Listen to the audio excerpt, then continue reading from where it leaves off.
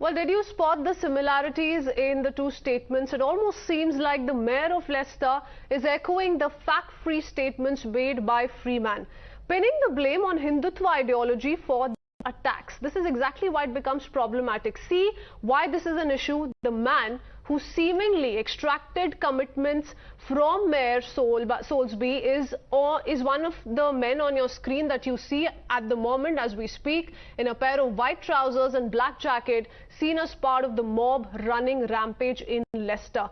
We play out those visuals as well so you can draw a direct comparison of how this man currently in conversation with the mayor of Leicester is the same man who instigated many by resorting to disinformation on social media. The masked men gherao a car, toppled it over, leaving a man bleeding. Those are the visuals we're talking about when so much chaos and violence erupted in Leicester. Majid was part of a larger nexus that has been feeding the social media with anti-Hindu propaganda and has been repeatedly fact-checked by the Leicester police, but to no avail. He tried to peddle fears around a Muslim boy being targeted by Hindus.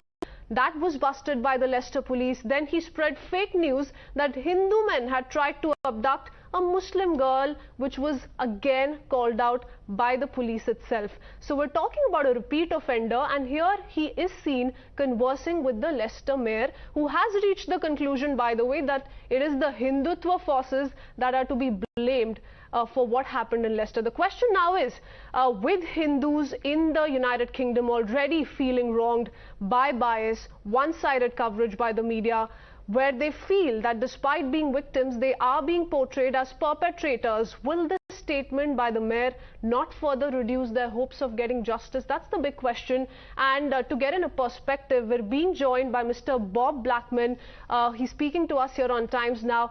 Thank you for taking out your time, Mr. Blackman. How do you see the Leicester Mayor Peter Soulsby tagging a part of the blame on Hindutva for the violence that erupted in Leicester last month?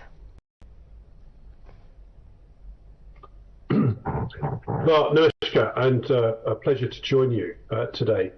I think the most important thing we should be doing right now is bringing communities together, and it's important on all politicians of all types to not start blaming one community over another for terrible actions that were taken.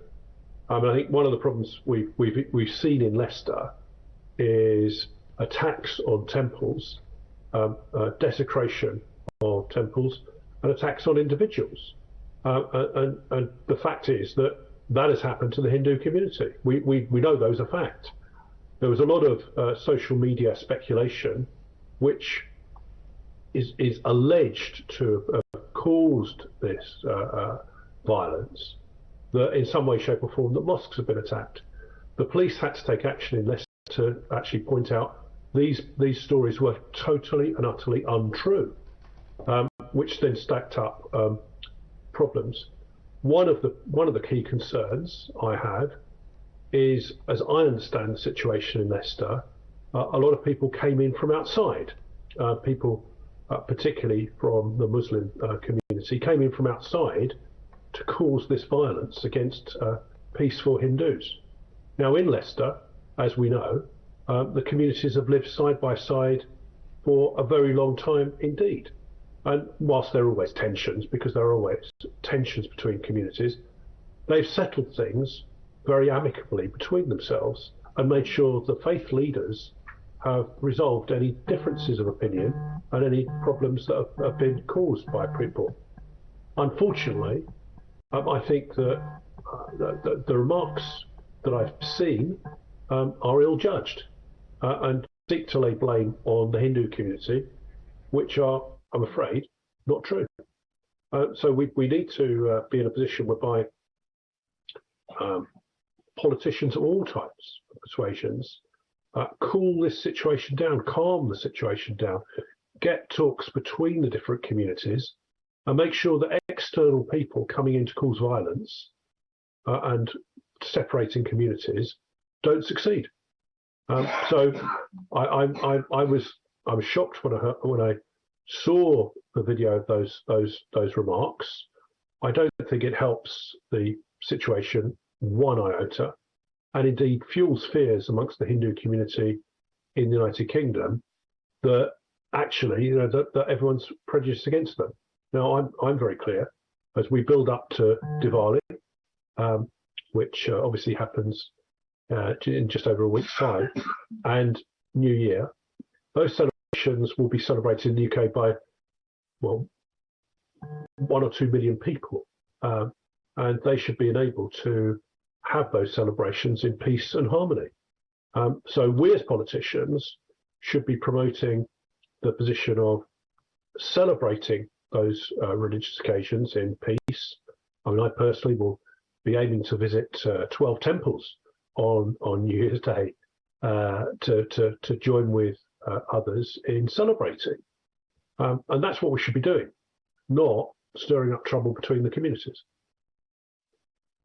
Okay, Mr. Blackman, now it's come to light and it's come to notice that the mayor of Leicester met Majid Freeman, who had been involved in spreading disinformation before, during and after outbreak of the violence.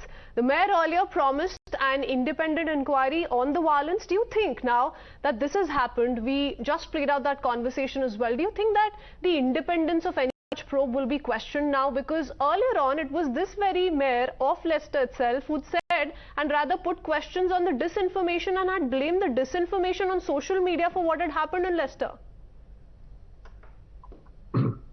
Well, I think actually there was a by-election for the council in Leicester yesterday, and it resulted in an overwhelming victory for the Conservative candidate taking a safe Labour seat away. So I think the mayor wants to be very careful what he's doing politically.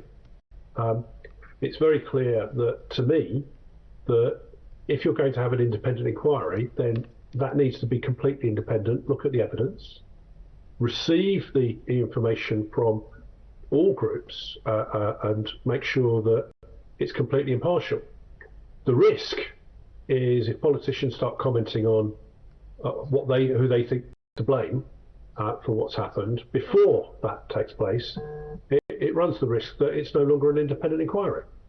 So to me, you comment on these things once the independent inquiry has taken place and they've made findings or recommendations for the way that things come out in the future, not prejudicing an independent inquiry, because it doesn't build confidence, certainly in the local Hindu community, that this will be free, fair and impartial.